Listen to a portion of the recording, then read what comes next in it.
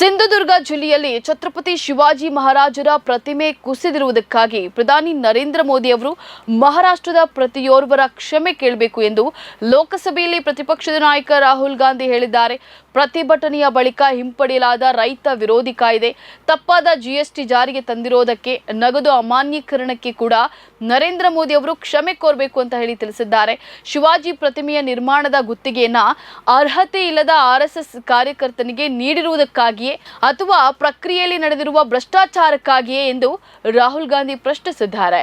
ಎಲ್ಲಾ ಗುತ್ತಿಗೆಗಳನ್ನ ಅದಾನಿ ಹಾಗೂ ಅಂಬಾನಿಗೆ ಯಾಕೆ ನೀಡಲಾಗ್ತದೆ?